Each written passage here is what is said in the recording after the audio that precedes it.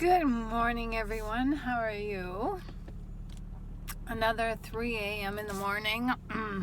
That's okay. But I want to share some insights with you that I had. Just give me a second here. Trying to navigate my way out of this driveway. Someone's parked on the road, so I've got to be careful, right? So, as I'm getting ready this morning, I had this topic on my mind. Many people say that you cannot heal in the environment that broke you. I disagree with that. For the fact that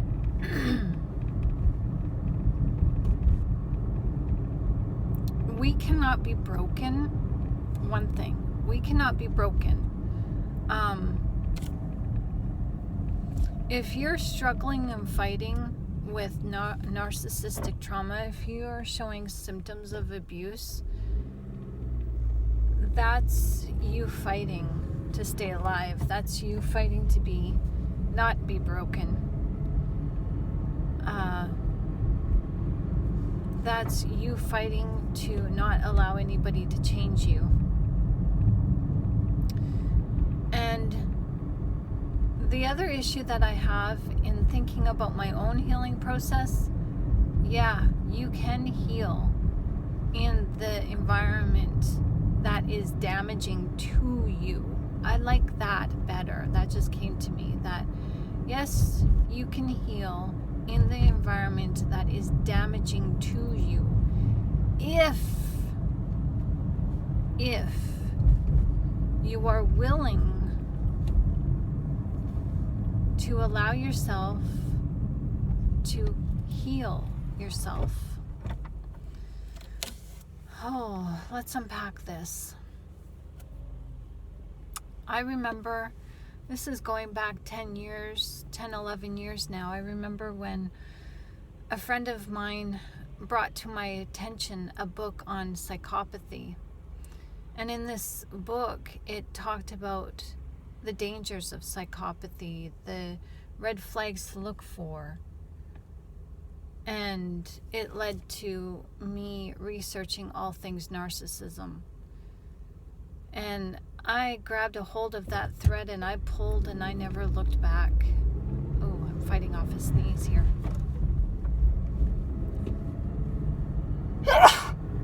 Oh, excuse me, sorry.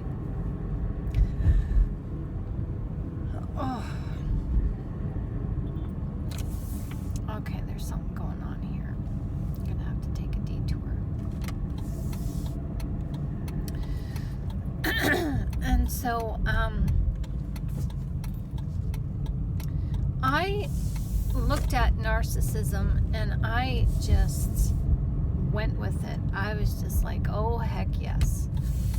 And once I began to see the behavioral patterns in my then significant other, I then began to heal, because healing begins with awareness.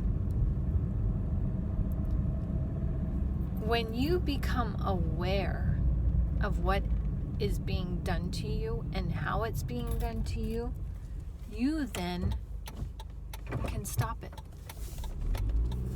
But how to stop the narcissistic abuse, that was the challenge. Because 10 years ago, it was just starting to get out into mainstream. And even then, clinicians didn't know how to deal with it.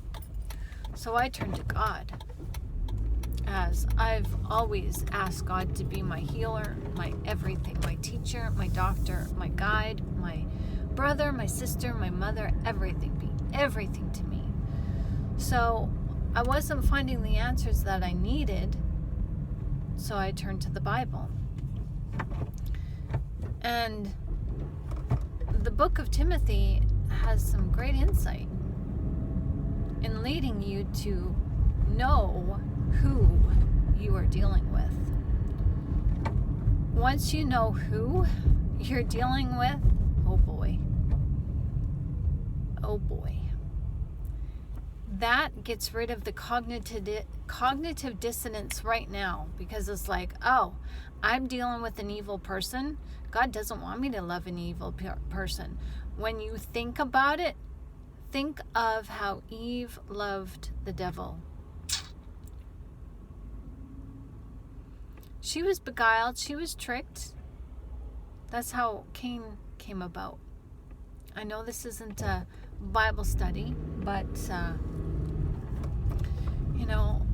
understanding some foundational biblical teachings can help you understand what's going on in your life, as God tells us that part of the curse for the fall of Adam and Eve is that God put enmity between the enemy's seed and Eve's children. Well, we're the children of Eve. So what does that make the narcissist? The child of perdition. So whatever the enemy tries to use, the enemy tries to destroy us with, but you can't be destroyed. So God uses that destruction, those methods of destruction, to build you up. We come up out of the ashes, do we not? We're rebuilt, we're reborn. So when you understand who and what the narcissist does, like what's in their toolbox, what weapons do they use, what psychological weapons do they use against you? And these weapons are naturally inherent in them. Like, many people think and can say to us that, oh, the narcissist knows what they're doing. To a point.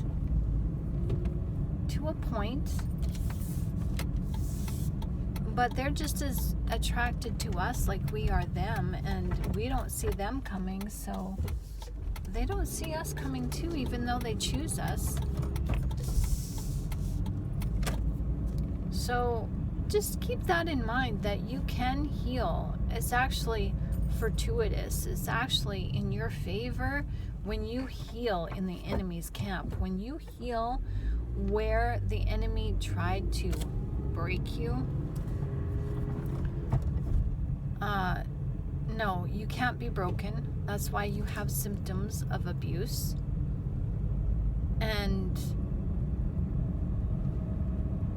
you can heal.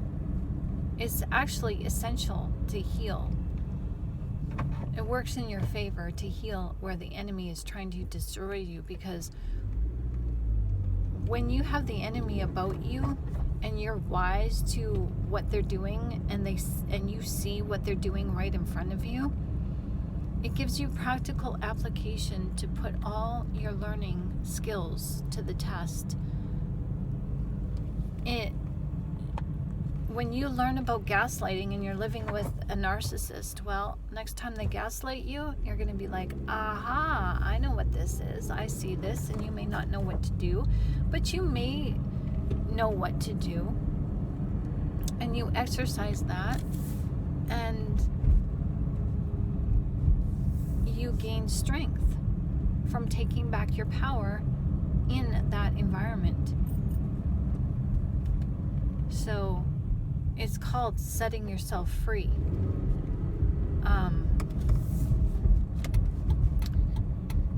It's called escaping. You can't heal in an environment where the enemy broke you. I don't like that saying. I don't like that saying at all. So I'm here to tell you that you can heal in the environment where the enemy tries to break you. And why we can heal is because we weren't broken in the first place. There's nothing wrong with you, sugar. Really, there's nothing wrong with you. To suggest that you're broken, you're not damaged goods. The narcissist is broken. The narcissist is damaged goods. Think about that for a minute. If you were broken and you couldn't be put back together, you wouldn't be fighting so hard. You wouldn't be fighting and traumatized. Trauma is a symptom of abuse, yes. But the responses we give in our trauma are survival mechanisms, and they're also the pushback that we give the narcissist to say, oh, hell no, you can't change me. You can't do that. Oh, heck no. Oh, no. What are you thinking? Whatever possesses you to think that I think like that, no.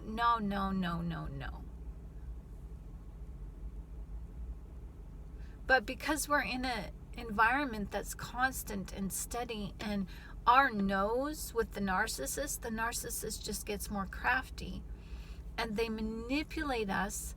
And so when they're nice on those nice days, and then we get slammed with,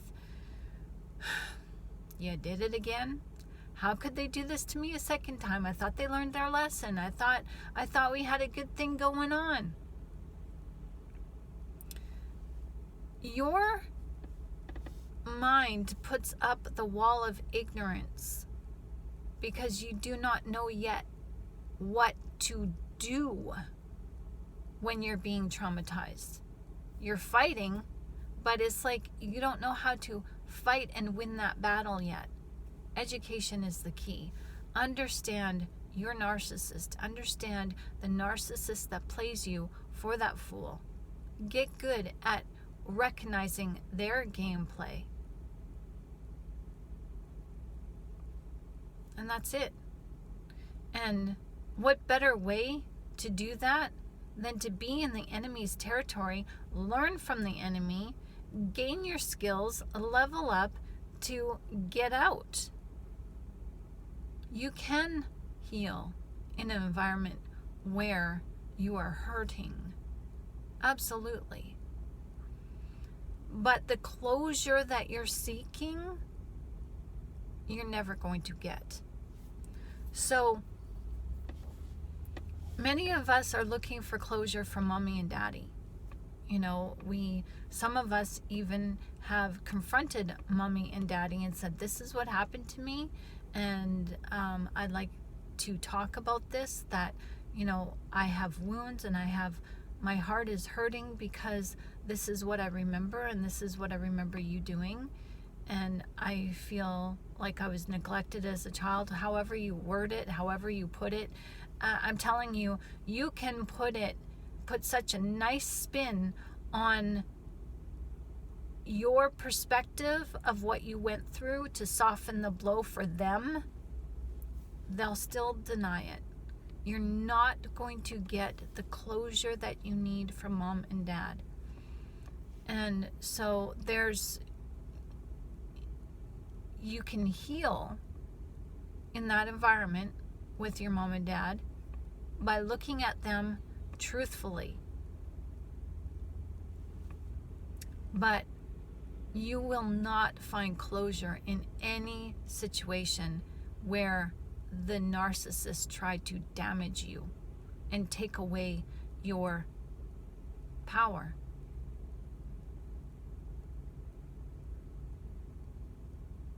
Closure comes from within. Closure comes from accepting that the narcissist is who they are, and you are who you are. And you may not know who you are, and that's the journey. That's the journey of healing. Healing allows you to discover who you truly are. As observing the narcissist lets you know exactly who you are not. Be blessed. Make your day great. Mwah. I love you guys.